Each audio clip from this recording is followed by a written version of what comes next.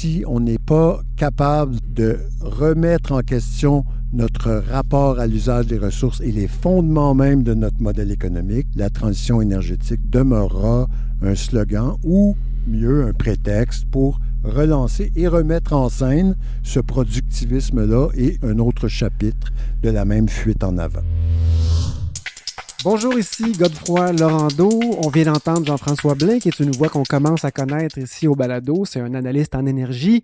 Encore une fois, il lance la réflexion pour un 3e épisode. Il nous suggère qu'une transition énergétique, c'est pas mal plus compliqué que de juste, par exemple, tout électrifier. Il faut accepter de remettre le modèle lui-même en question. Pour dépasser le simple slogan, ça nous prend absolument une volonté politique, des lois et des règlements qui vont dans ce sens-là. C'est d'ailleurs vers le côté politique qu'on va se tourner aujourd'hui. Oui, on continue notre projet de balado sur l'énergie Jean-F. Boilly. On est rendu au 3e épisode. On a un certain millage là, derrière nous. On a du millage et une distance entre nous. Comme toujours, je te parle de Stoneham où je continue d'essayer de faire grandir un OBNL axé sur l'autonomie alimentaire. Moi, je suis platement à Montréal où m'alimenter est excessivement simple. Je vis ma vie. On est 2 activistes à temps partiel. C'est du temps partiel complet. En tout cas, pour J'aime ton énergie, ça peut s'étirer dans le temps, mais les enjeux restent toujours d'actualité. Petite mise à jour. On vient de perdre notre premier ministre, Tonton Legault. Bernard Drinville se lance dans la course à sa succession, non sans avoir repoussé à 2035 les cibles de réduction du GES pendant ses 3 jours au ministère de l'Environnement. Et il fait face à Christine Fréchette qui porte le dossier de l'énergie. Tous ces enjeux-là sont dans notre face. En tout cas, ils sont là pour qui veut bien s'y intéresser. Oui, et puis nous, qu'est-ce qu'on fait? On continue à essayer de vous expliquer les enjeux les plus importants qui touchent l'énergie au Québec. Alors, on se lance. On est en janvier 2026. On est vraiment très excités de vous présenter ce 3e épisode de J'aime ton énergie. J'aime ton énergie. J'aime ton énergie.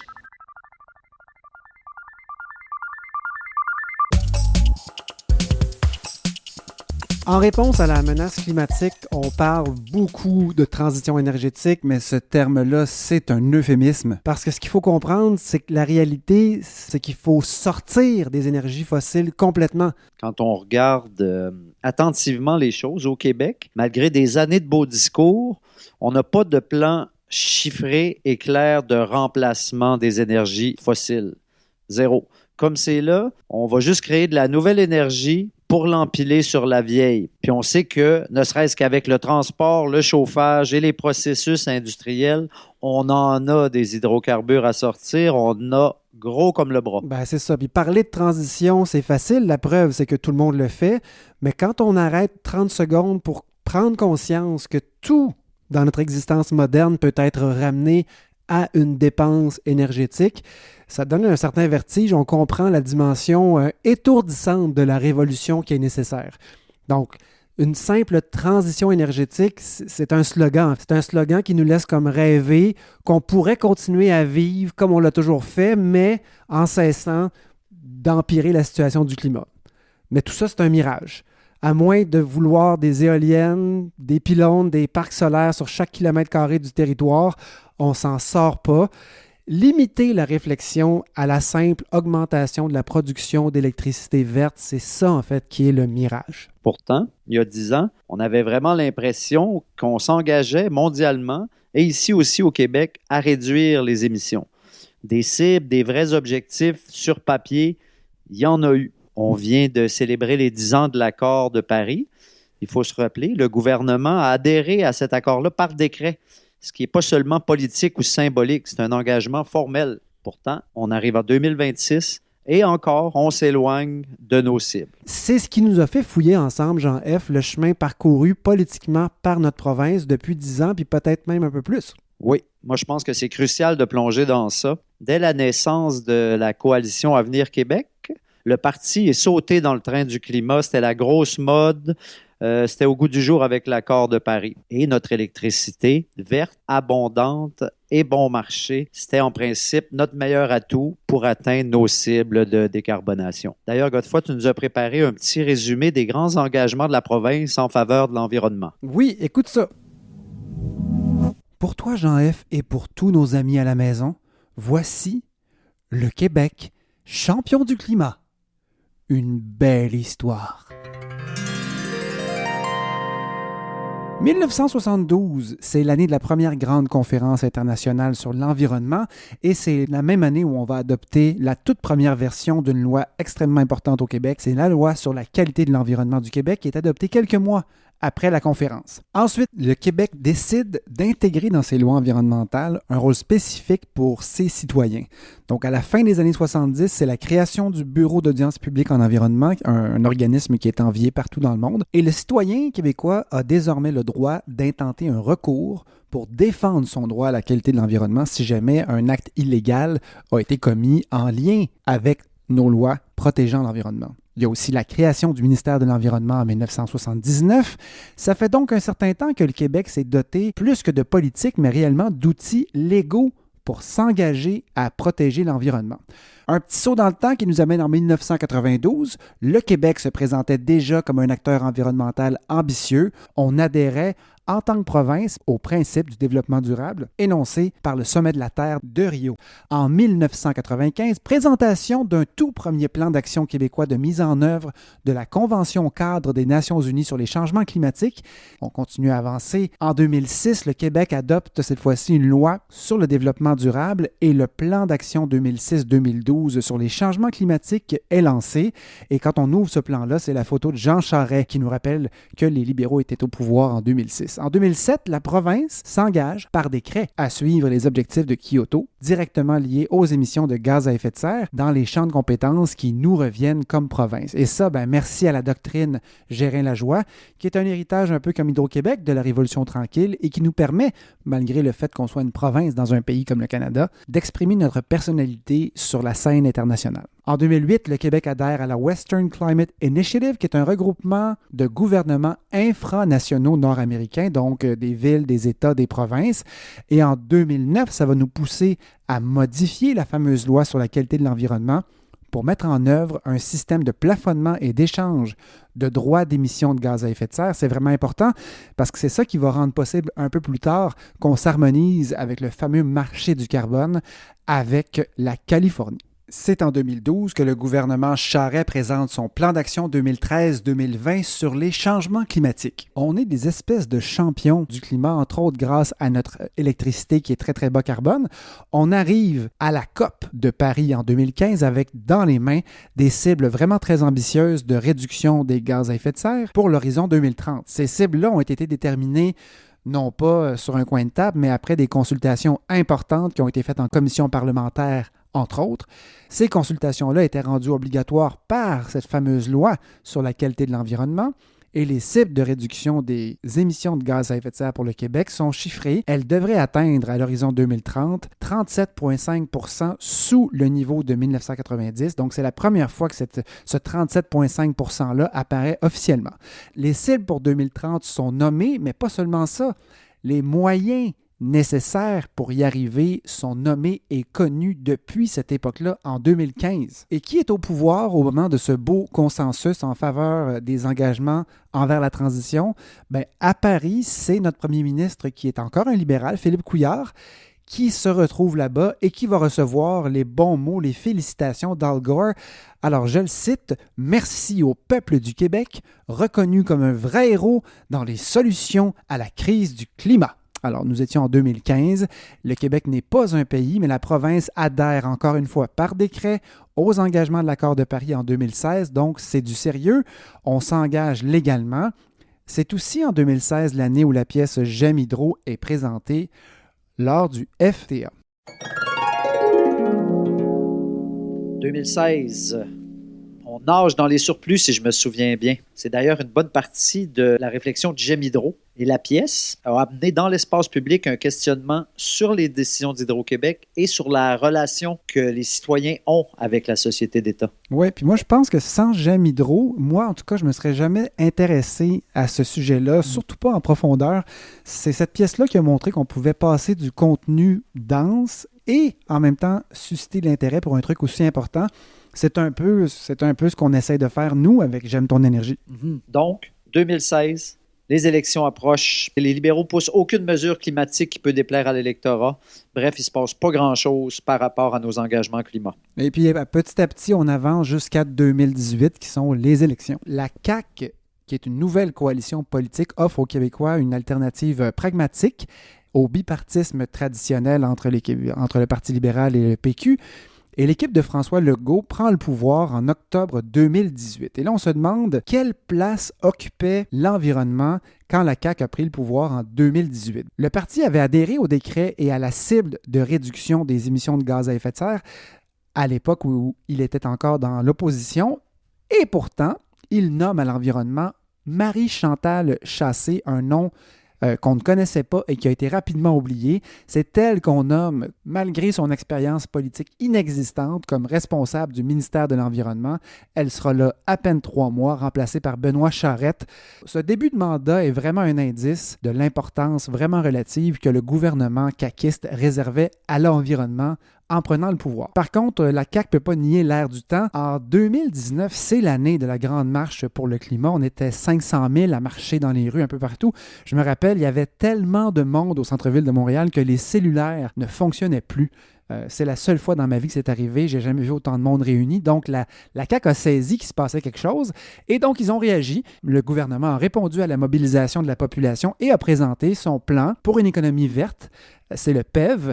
C'est un plan qui a été présenté en 2020. Et donc, après un mauvais début sur le plan environnemental, la CAQ propose quelque chose qui est digne d'intérêt. Je me rappelle très bien de la conférence de presse solennelle du premier ministre pour son fameux plan. Je vous ai même trouvé un extrait où François Legault nous le présente en 2020. Montage.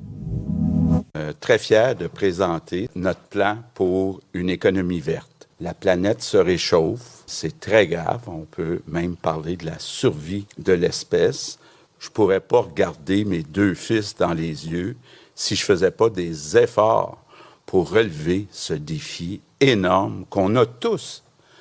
La priorité, c'est maintenant de se concentrer puis de réussir à atteindre la cible, donc réduire les GES de 37,5 % en 2030 par rapport à 1990. C'est un plan qui est pragmatique, qui est rigoureux, ce qui fait une grande différence avec les plans qu'on a vus dans le passé où il y avait des beaux discours, mais pas de résultats. Un plan pragmatique avec des actions concrètes, c'est plus de richesse, moins de GES. Bien, il faut au moins accorder ceci au plan pour une économie verte de la CAQ. Leur slogan rimait. Ça, c'est ce qu'on peut vraiment affirmer. Ensuite, c'est vraiment difficile de ne pas être complètement cynique. Entre Legault qui évoque les discours vides des autres et nous qui réécoutons ça 6 ans plus tard, alors que le même parti vient tout juste de repousser de 5 ans l'atteinte de ces mêmes cibles de réduction des gaz à effet de serre, c'est tout à fait décourageant. À la même conférence de presse, on entend aussi le bon soldat, Benoît Charette, qui porte depuis ce temps en notre nom ce dossier existentiel de la transition. 2 autres petits extraits pour toi, Godefroy. On a cette politique cadre, mais on a le plan de mise en œuvre qui, lui, à travers des mesures précises qui ont identifié leur potentiel de réduction de GES, mais également le budget afférent. On a une parfaite adéquation qu'on ne retrouve pas dans la plupart des plans. 4 axes essentiellement: électrifier l'économie, construire l'économie de demain, s'adapter au changement climatique et réussir ensemble la transition énergétique. Donc, c'est un plan qui sera mis à jour à chaque année. Certains ont fait le pari, en quelque sorte, de l'alarmisme ou du pessimisme. Pour notre part, c'est le pari du pragmatisme qui a été retenu. Nous n'avons pas misé sur des mesures punitives. Non, on n'impose pas de nouvelles taxes, de nouveaux tarifs. On souhaite davantage mobiliser la population derrière cet objectif commun. Oui, ça c'est-à-dire ne rien faire du tout, parce que ce discours du ministre de l'Environnement nous explique pourquoi la consommation des énergies fossiles n'a pas diminué au Québec depuis. En fait, elle a augmenté parce que on a choisi d'éviter d'utiliser des mesures qui auraient été conséquentes avec l'urgence climatique, comme l'éco-fiscalité par exemple, qui aurait permis d'exercer une vraie pression pour espérer que les changements de comportement s'avèrent finalement. Pourtant, un vrai travail avait été fait en amont du PEV. On avait mobilisé toute une panoplie d'experts dans différents domaines pour réussir à avancer avec des mesures claires et chiffrées. Retournons ensemble terminer cette belle histoire du Québec, champion du climat. Les travaux qui ont mené à la production du plan ont mobilisé des ressources importantes. Il y a 5 groupes de travail qui ont réuni 75 organismes et experts. Chacun de ces groupes-là va produire un rapport. Il y en a un sur l'électrification, un autre sur l'aménagement du territoire, sur les finances, les bioénergies. Et associé à ce plan, il y a une touche, là, on sait que la CAQ est là comme un gouvernement économique, un gouvernement de gestionnaire. Il y a un plan de mise en œuvre associé au PEV et qui devra être révisé une fois par an et qui détaille de façon très concrète les avancées et les adaptations qui devront forcément être apportées au plan initial. Donc, il y a une espèce de plan de suivi prévu. Ça semble sérieux tout ça. Et là, si on s'amuse aujourd'hui à lire les engagements politiques des gouvernements successifs depuis l'époque de l'accord de Paris, tous ces plans d'action québécois sur les changements climatiques, le PEV, le plan pour économie verte de la CAQ de 2020-2030 et les 5 plans de mise en œuvre, il y en a eu un par année, tout ça nous donne l'impression d'avancer dans cette transition écologique-là. Pourtant, les rapports comme l'État de l'énergie au Québec, produit par les HEC chaque année, nous montrent une réalité bien différente. Année après année, le Québec n'atteint pas du tout ses cibles de réduction des émissions de gaz à effet de serre. Alors, rendu là dans notre belle histoire de champion du climat Godefroy, si je comprends bien, on est aux premières années du plan pour une économie verte. On est autour de 2020-2022.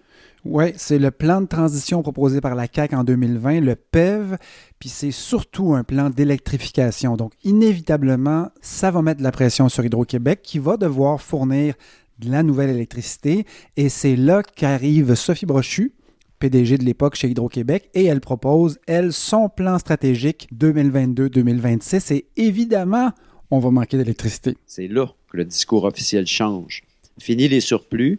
On ne pourra pas faire ce qu'on veut avec nos blocs d'énergie disponibles. Il faut choisir. La rareté apparaît dans le discours. C'est nouveau, ça. Oui, puis c'est nouveau. Puis là, on voit pour la première fois des gros chiffres, comme par exemple, ça va nous prendre 100 TWh de plus pour atteindre la carboneutralité en 2050. C'est pas grand-chose si on le compare à ce qui est venu par la suite dans le fameux plan d'action 2035, mais bon.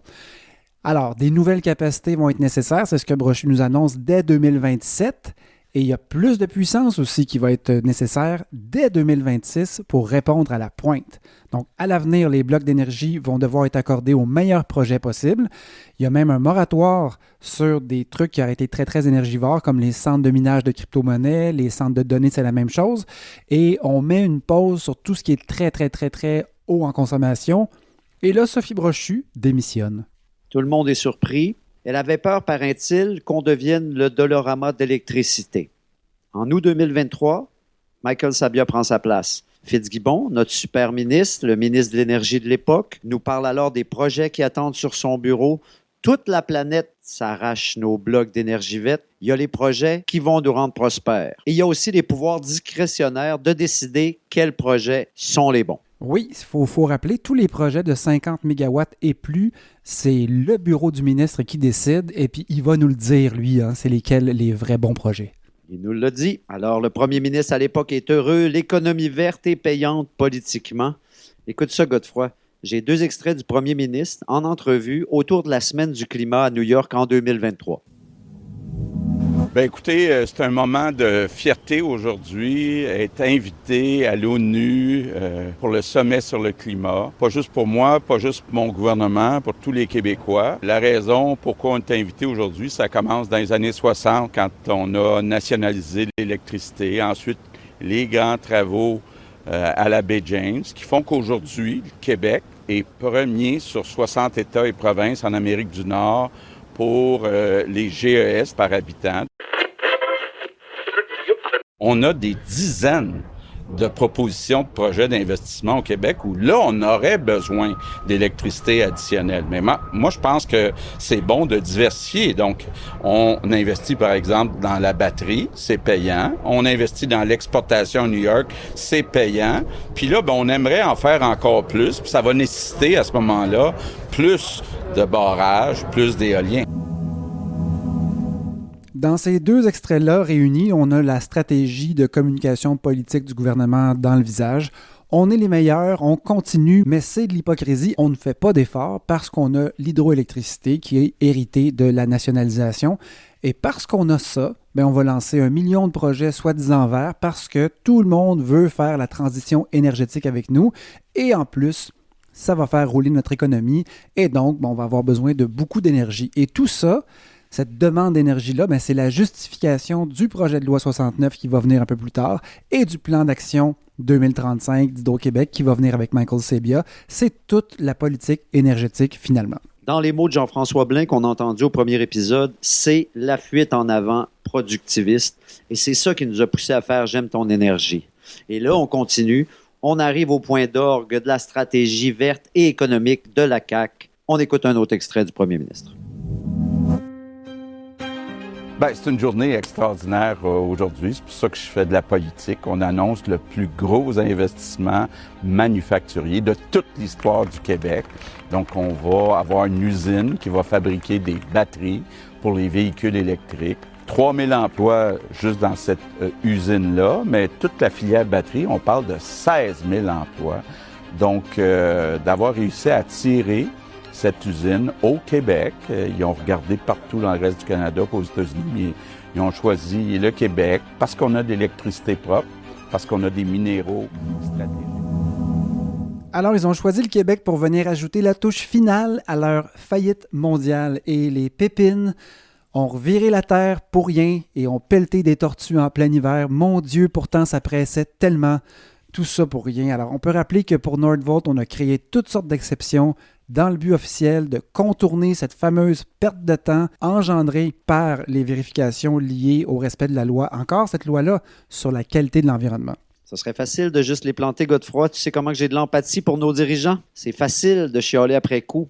Mais la game de l'État, il faut l'avouer, l'État qui investit, c'est pas simple. Non, puis on peut retenir surtout que peu importe l'enthousiasme de notre gouvernement, et là, il faut souligner à quel point notre premier ministre était très enthousiaste en parlant de Nordvolt, choisir de soutenir le développement industriel en vendant notre électricité à rabais, même si on est très content, ça garantit aucunement un développement économique prospère. Juste pour Nordvolt, on a perdu autour de 500 millions d'argent public, si on compte les pertes de la caisse de dépôt. Mais il nous reste un beau terrain contaminé, rasé, plus de tortues, acheté 240 millions à un entrepreneur qui l'avait payé 20 millions. Oui, sa filière à lui va très, très bien, c'est ce que j'ai entendu dire. Et il n'y a pas que Nordvolt qui devait permettre à l'économie industrielle du Québec d'avoir le vent dans les voiles. Il y avait Lion Électrique, nos fameux autobus tant aimés. Il en reste des poussières. Il y a Taiga, nos skidoo électriques, qui rendaient notre premier ministre si fier.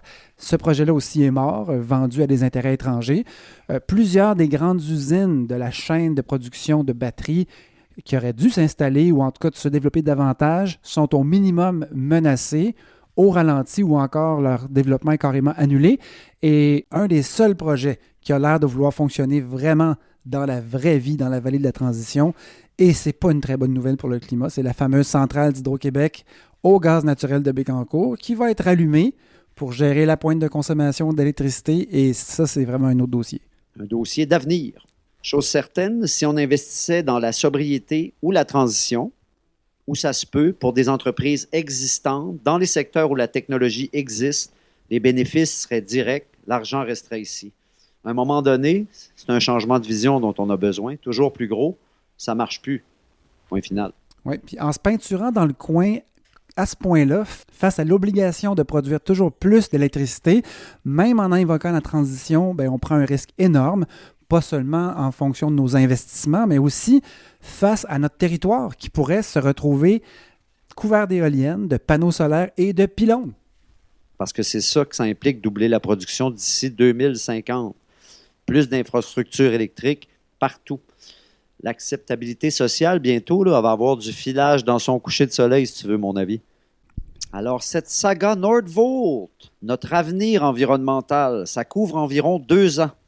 On nous a annoncé ça en septembre 2023 en très grande pompe. Et puis, le clou dans le cercueil est arrivé officiellement en septembre 2025. Oui, puis juste avant, en juillet 2025, on a encore changé de PDG chez Hydro-Québec. Par contre, on a conservé le plan d'action 2035 et ses 200 milliards d'investissements prévus pour les prochaines 10 ans pour augmenter la production. Et là, celle qui a pris la place de Michael Sabia, c'est Claudine Bouchard, une employée de longue date de la Société d'État, mais on n'en a pas beaucoup entendu parler depuis qu'elle est là. On attend son coming out énergétique. En parallèle de tout ça, Trump a passé 2025 à peu près au complet à démanteler la réglementation climatique aux États-Unis, entre autres choses. Et ici, ça a été l'occasion parfaite pour avouer qu'en fait, on n'est pas capable d'atteindre nos cibles sans effort. Oui, puis pour respecter ses propres lois et ses engagements, le gouvernement a été obligé d'organiser des consultations pour déterminer ce qui allait advenir des cibles de réduction convenues avant l'accord de Paris. Donc, c'est obligé. On convoque une commission parlementaire pour savoir ce que les experts et la société civile pensent de tout ça. Et on y a entendu, entre autres, l'avis du comité consultatif sur les changements climatiques qui est là pour créer une distance entre le politique et les décisions, sauf qui peut, Godefroy. On a eu droit à un remaniement à l'automne. Et puis, on écoute François Legault, encore une fois, nous expliquer ce qui se passe. Et surtout, qui commande l'environnement au moment de réviser les cibles. C'est pas des bonnes nouvelles. Bon, vous avez sûrement remarqué que j'ai mis Bernard Drinville à l'environnement. J'ai entendu dire ça, oui. Il y a des gens qui ont été surpris, mais Bernard s'en va là pour faire, entre guillemets, un grand ménage. Et nous, on pensait que ça allait déjà mal. Oh oui, ça allait mal. Et en décembre, Bernard se lance dans une petite brassée de ménage. On écoute ça. Il y en a qui proposent pas juste de maintenir la cible, moins 37,5 là, d'ici 2030. Là. Ils proposent de diminuer la cible. Ils proposent des réductions encore plus grandes, à moins 45, puis même à moins 55 % de GES, sans nous dire quels moyens ils prendraient pour arriver là. C'est fou comme la merde. Oh, OK. Ben là... OK? Je vous le dis comme je le pense. Le ministre de l'Environnement a fait cette déclaration-là devant un parterre de l'Union des producteurs agricoles du Québec et tout ça se tenait avant la fin des travaux de la commission parlementaire qui revisait les cibles. Et ça nous dit à quel point son idée était vraiment déjà constituée. Et j'ai suivi toutes les présentations pendant cette consultation-là et pratiquement tout le monde prônait le maintien des cibles de réduction d'émissions des gaz à effet de serre, en commençant par le comité d'experts, le comité consultatif sur les changements climatiques. Il y avait même des organismes représentant le monde des affaires qui allaient dans le même sens, mais eux invoquaient le principe de la prévisibilité dans les investissements, ce qui est important pour eux. Mais bref, c'était unanime. Bref, c'était une autre mascarade. Je peux-tu dire ça? Est-ce que c'est respectueux pour nos honorables ministres? Au retour des fêtes, début 2026, on a eu droit à la tournée médiatique pour expliquer que malgré le consensus entendu en commission, on recule. Vas-y, Bernard. Alors, l'objectif, c'est réduire de 37,5 % nos GES sous les niveaux de 90. Dans le climat économique actuel, il faut faire attention à notre économie, à nos emplois. Et donc, au lieu de se donner 5 ans pour l'atteindre, on se donne 10 ans. Ça reste un objectif très ambitieux. Il ne faut pas penser que parce qu'on repousse de 5 ans, qu'on s'assoit les deux pieds sur la bavette du poêle puis que tout va arriver comme par enchantement. Là. Non. Il va falloir continuer à investir dans la décarbonation, sauf qu'on va le faire à un rythme qui est prudent. Mais je pense que dans la classe moyenne, là, puis je dirais chez les citoyens de façon générale, je pense qu'ils vont apprécier cette prudence. Bon, ben la messe est dite. Alors, on a atteint au Québec 19 % de réduction des émissions de gaz à effet de serre par rapport à 1990. Ça, c'est en date d'aujourd'hui. Et on est à la mi-chemin, à peu près, de ce qu'on aurait dû atteindre, c'est-à-dire 37,5 en 2030. Et ça, par contre, il faut comprendre, c'est en tenant compte des compensations achetées grâce à la bourse du carbone. Et d'ailleurs, il faut comprendre que l'établissement des cibles a toujours été fait en tenant compte de ça. Donc, il n'y a rien de nouveau là-dedans. Mais si on veut vraiment parler des véritables réductions de gaz à effet de serre qui ont été produites sur le territoire du Québec, on est seulement à 6 %. Le Québec, champion du climat. semble donc choisir la voie de la facilité à court terme, l'électoralisme, et on s'enligne pour foncer dans le mur à moyen et long terme avec le reste de nos voisins. Mais on nous promet quand même la carboneutralité à l'horizon 2050. C'est une vraie joke. Le pire, c'est que le gouvernement contredit ses propres lois. À l'article 46.4 de la loi sur la qualité de l'environnement, on lit « Afin de lutter contre le réchauffement planétaire et les changements climatiques, le gouvernement fixe par décret sur la base des émissions de 1990 et pour chaque période qu'il détermine, une cible de réduction pour l'ensemble du Québec qui ne peut être inférieure à 37,5. Ce même 37,5, d'ailleurs, qu'on vient de repousser à 2035. Donc, à la lumière de ce texte-là, c'est illégal de reculer sur nos objectifs. Écoute, je ne sais pas quoi te répondre, mais si on regarde ailleurs, si on regarde l'évolution des émissions des gaz à effet de serre de certains pays comme le Royaume-Uni, par exemple, au cours des 10 dernières années, la progression est pas mal différente. Eux ont un comité climatique un peu comme le nôtre, mais avec des pouvoirs un peu plus forts. Les cibles et les moyens pour les atteindre sont respectés, et si ce n'est pas le cas, le gouvernement doit se justifier. Alors déjà là, c'est pas mal différent. Comment ça se fait que les gouvernements successifs peuvent se défiler alors, même si on s'impose par décret, de respecter nos engagements énoncés avant l'accord de Paris? Oui, bien là, comme à chaque fois qu'on parle de droit, toi et moi, Jean-F, on est loin d'être des experts, on a beau avoir une belle énergie, ça nous prend des amis pour nous aider, et là, j'ai posé la question à Geneviève Paul, qui est directrice générale du Centre québécois du droit en environnement, le CQDE. Un autre chapitre de l'histoire, Godefroy enquête. Oui, et j'ai commencé doucement parce que je ne la connaissais pas et je lui ai demandé de m'expliquer la mission du CQDE.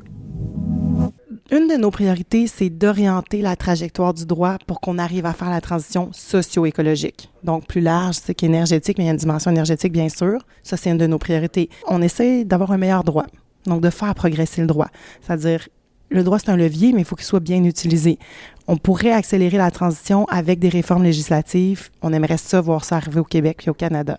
Mais la recherche est assez claire. Le changement de comportement, assez efficace quand on a un cadre législatif ou réglementaire, donc des lois ou des règlements qui nous incitent à changer le comportement. On pense par exemple à l'utilisation du plastique. Ça accélère quand on a une réglementation qui vient obliger finalement les gens à repenser leur emballage, la façon dont ils vendent leurs produits. Quand elle parle du plastique à Montréal, ben, il a fallu qu'un règlement soit créé et appliqué pour que les commerçants modifient leur façon de faire et qu'on cesse d'utiliser toutes ces fourchettes en plastique qui, autrement, s'en allaient directement dans les yeux des bébés dauphins. Après ça, on s'est retrouvé avec une guerre culturelle autour des pailles en carton ou en plastique, mais en tout cas, si on n'est pas capable de s'entendre pour ce genre de choses-là, ça regarde mal pour les changements de comportement ontologiques qui nous attendent avec la transition. Mais en même temps, on n'a pas besoin de s'entendre si les lois et les règlements sont clairs et basés sur la science, et surtout qui sont appliqués. On n'aura pas le choix de s'ajuster si les lois changent. Si on prend l'exemple de la conduite en état d'ébriété, c'est quand les règlements puis les lois ont changé que la plupart des mononcles ont arrêté de faire la chute Montréal avec une bière entre les jambes. D'ailleurs, je salue mon oncle Richard, ici. Moi, je salue mon oncle Jean-Charles ici, qui fermait un œil pour ne pas voir double. Ah, malheureusement, ce n'était pas suffisant pour ne pas être dans l'illégalité.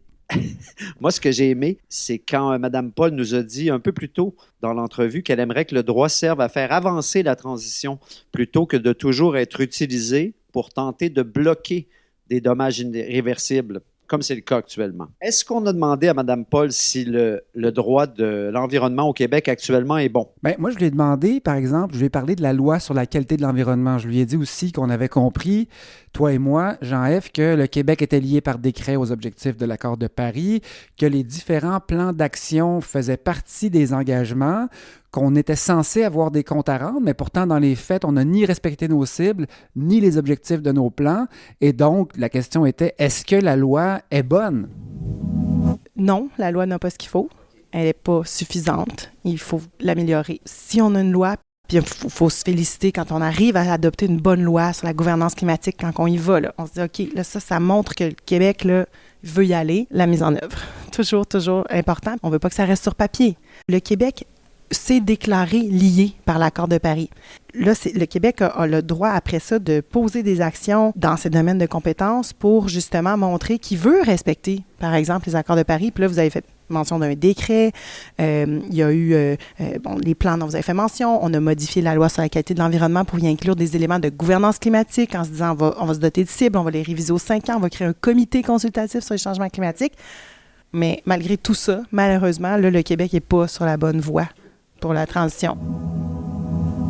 Donc, la loi a été modifiée au fil du temps. On y a ajouté des éléments de bonne gouvernance climatique, mais malgré le décret dont on a parlé plus tôt, la loi sur la qualité de l'environnement, il lui manque des morceaux. Tu as parlé aussi des lois au Royaume-Uni, en Catalogne ou en Nouvelle-Zélande qui pourraient ici nous servir de modèle. Oui, on écoute Geneviève Paul nous expliquer ce qui manque à notre réglementation ici pour qu'on puisse en dire que c'est une bonne politique climat. Quand on a changé la loi sur la qualité de l'environnement, il y a eu un projet de loi sur la gouvernance climatique en 2021, si je ne me trompe pas. On a participé aux consultations. Oui, il faut intégrer une cible dans la loi. La réviser aux 5 ans, ça, c'est ce qu'on a eu, le comité consultatif sur les changements climatiques, mais ça pouvait aller bien au-delà de ça, avec des éléments qui aident justement à assurer qu'il y a une réduction de compte, puis je dirais même qui dépolitisent l'enjeu du climat. C'est ça, je pense, un des aspects les plus intéressants d'une loi climat. Qu'est-ce qu'il y a dans une recette de loi climat? Il y a notamment un outil super important, intéressant, qui s'appelle les budgets carbone. Ça aide à voir comment, comme société, où est-ce qu'on veut plafonner les émissions. Donc, budget carbone, plus d'indépendance, je dirais, pour justement intégrer la science dans les décisions. Donc oui, un comité consultatif, mais certains ailleurs ont une portée plus importante dans les recommandations qu'ils font, avec des cibles intermédiaires aussi qu'on intègre dans la loi. Donc, on le sait, là, les gouvernements, ils manquent tout le temps à leurs cibles. Comment on se donne des obligations, finalement, de résultats un peu plus, puis qu'on met ça dans la loi? On prend des notes, Godefroy. Même si, quand même, c'est pas mal la base pour des champions du climat. Veux-tu un peu de harpe? Oui, donc. Bon. Fait que la fin d'entrevue, là, tu vas aimer ça, je pense, parce que j'ai demandé ce qui était le plus important à ses yeux puis qui ne devait pas échapper à nos auditeurs. Je pense que tu vas apprécier. On se distingue de d'autres par notre bureau d'audience publique en environnement, par notre capacité de dialogue social, mais aussi par ce qu'on a mis dans la loi quand on a réformé la loi sur la qualité de l'environnement. On doit répondre au contexte géopolitique, puis ça ne veut pas dire ne pas faire la transition. Au contraire, faisons la transition en se rendant plus résilient, y compris économiquement. Il y a plein de projets structurants qu'on peut faire sans mettre toute la faute sur les normes environnementales puis les mettre de côté, parce que ça, c'est contre-productif. Ce qu'on voit depuis 1 an, il y a une stratégie de multiplier le dépôt de projets de loi qui fait en sorte que c'est très difficile, voire pas possible, de suivre l'impact vraiment de l'ensemble de ces modifications législatives-là. Donc, dans la dernière année, on a vraiment érodé les fondements du droit de l'environnement au Québec. Est-ce que tu es en train de repenser, comme moi, à Legault qui nous expliquait qu'il allait faire le grand ménage dans les règles environnementales? Taboire. C'est ça l'astuce.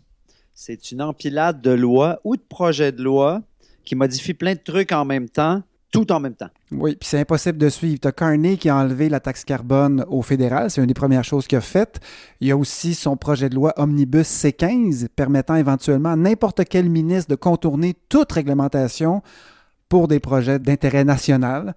Au Québec, on a l'équivalent, c'est le projet de loi 5 qui vient d'être étudié en commission parlementaire. C'est la loi visant à accélérer l'octroi des autorisations requises pour la réalisation des projets prioritaires et d'envergure nationale. On l'a bien vu là, ici dans le balado depuis qu'on travaille là-dessus.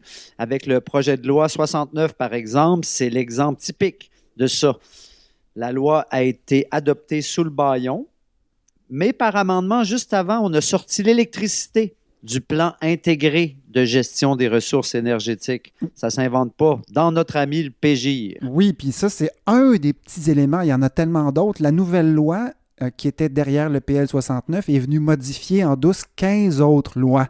Et même quand on essayait de comprendre, quand je parlais des avocats dans le temps, on disait « mais c'est très, très difficile de voir l'impact de tout ça ». Ça, c'était en juin 2025. Donc, actuellement, là, c'est le PL5 qu'on est en train de préparer. Nos nouveaux amis de l'équipe du Centre québécois du droit de l'environnement m'ont relancé par courriel, justement pour qu'on saisisse toute l'importance de parler de ça. Écoute, ils m'ont écrit, je vais te le lire, avec ce projet de loi, puis là, tu peux ouvrir les guillemets, le gouvernement pourrait s'octroyer des pouvoirs inédits lui permettant de soustraire des méga-projets à la quasi-totalité des lois québécoises. Donc, au-delà de la protection de l'environnement, l'enjeu touche aux principes fondamentaux. On parle de l'état de droit, d'une saine démocratie, la séparation des pouvoirs, la prévisibilité juridique, l'égalité devant la loi. Donc, c'est des grosses affaires qui se brassent. Rien que ça. Oui. C'est comme ça qu'ils vont nous faire le ménage au ministère de l'Environnement. Et bien sûr, on le voit au cœur de tout ça, toujours, il y a l'énergie. Ouais. Mais tu sais quoi? Je m'ennuie de cette époque où je pensais qu'on était vraiment des champions du climat.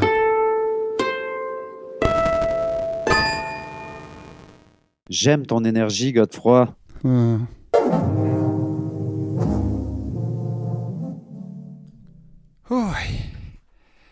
Est-ce qu'on est en train d'arriver à la conclusion de notre 3e épisode, Jean-F?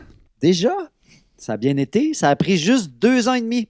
Dans nos vies bien remplies, pleines d'enfants et bénévolement, c'est pas si pire. Oui, puis ça n'a pas vraiment pris 2 ans et demi de travail là, quand même. Est-ce qu'on est déprimé en finissant ça? Déprimé, non.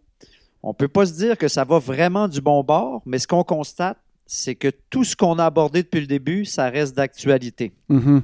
Et qu'il faut en parler. Priorité nationale, mon gars. Moins on s'en occupe, plus on se fait passer des lois omnibus. Au fond, là, on veut juste que les ressources d'Hydro-Québec soient utilisées au bénéfice de tout le monde et au passage, en préservant l'environnement au maximum. On est des conservateurs, au fond. Oui, on aurait pu le dire, ça c'est vrai, on est des conservateurs, mais ça sonne étrange. Mais c'est ça qu'on voulait en fait, oui, on voulait partir de ce qu'on avait compris sur les grands enjeux. On savait qu'il y avait des énormes décisions qui se prenaient en ce moment concernant notre fierté nationale, l'hydroélectricité, puis on voulait aussi en apprendre plus. On en a appris. Ouais, ça je pense que c'est réglé.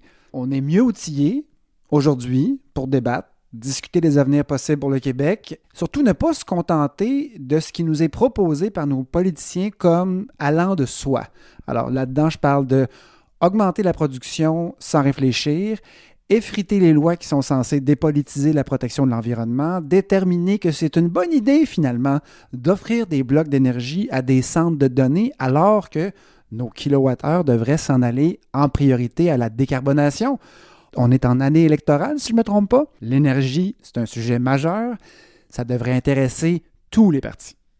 Ça se peut-tu, ça? Intéresser tous les partis sérieux?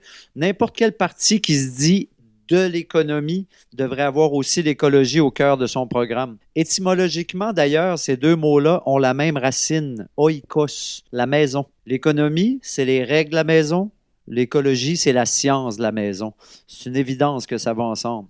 Si on n'était pas trop cave collectivement, ça devrait être le plan d'organisation de toute la société en fonction d'un objectif commun. Oui, bien d'accord avec toi. Alors, en bouclant la boucle de ces 3 premiers épisodes de J'aime ton énergie, on s'en va où? On s'en va se coucher. Ouais. OK, bien d'accord, mais mettons après la petite sieste, là. Moi, je pense quand même qu'on va trouver le moyen de continuer le balado parce que le sujet est juste trop vaste pour s'arrêter. Combien de fois on a dû couper des sujets parce qu'on avait autre chose à dire et il fallait se limiter.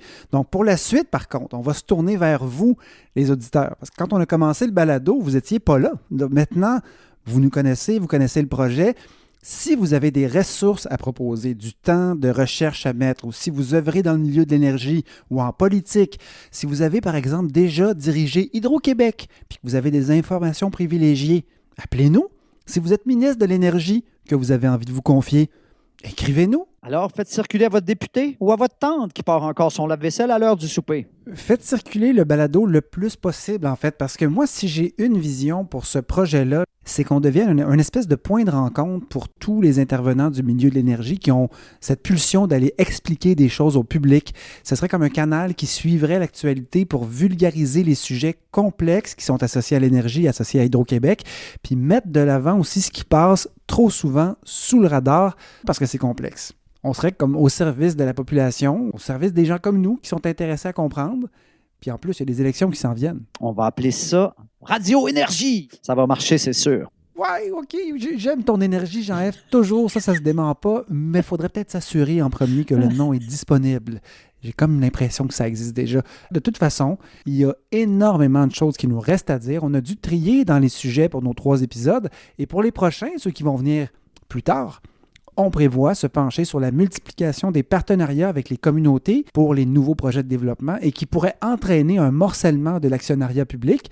Il y en a plusieurs aussi à qui on a parlé qui s'inquiètent des risques de s'associer de plus en plus avec le secteur privé pour ce qui est des nouveaux projets d'Hydro-Québec. On peut parler du réseau aussi, du réseau lui-même, des défis qui l'attendent avec les changements climatiques, qu'on pense ici au niveau des réservoirs en hiver, aux épisodes de verglas sur les lignes de transport ou à la multiplication des épisodes de pointe liés à la météo extrême. Bref, c'est infini. On a du pain sur la planche, on a du travail en masse, ça c'est certain.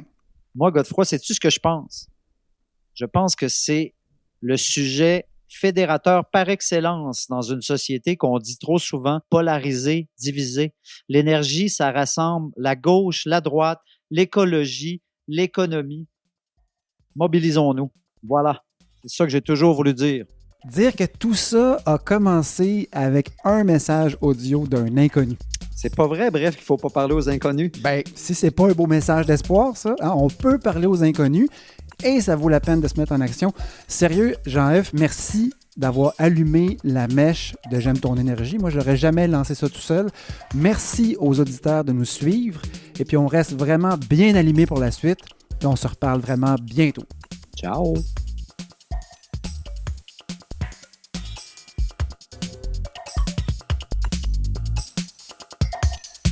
J'aime ton énergie est produit en collaboration avec la balado de Fred Savard. Merci pour l'intérêt et pour le coup de pouce. Merci aussi au duo montréalais musical Flabbergast qui nous a prêté pour les transitions et le générique la pièce Phaser tirée de son dernier album. Avec Godefroy Laurando, animation, recherche et montage, et Jean-F. Boilly, idée originale, scénarisation et assistance pour tout le reste. Au revoir.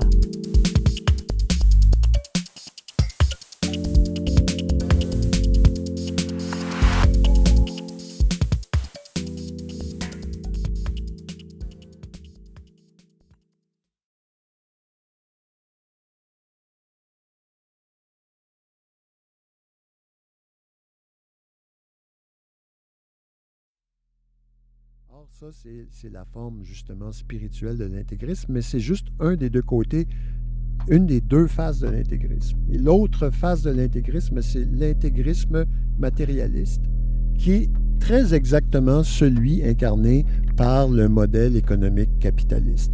Et quand une pensée intégriste est contrariée, voire pire, contredite par les faits, son réflexe, c'est de en rajouter une couche et de se rabattre encore plus sur l'énonciation de sa foi inébranlable dans des conclusions. Plus elles sont contredites par les faits, plus on en rajoute. Et là, nous, comme société, nous sommes des intégristes qui s'ignorent, des intégristes matérialistes incapables de remettre en question notre rapport à l'usage des ressources, notre rôle dans l'environnement et notre rôle par rapport à tout ce qui existe de vivant dans l'ordre animal, végétal ou minéral. Nous sommes des intégristes.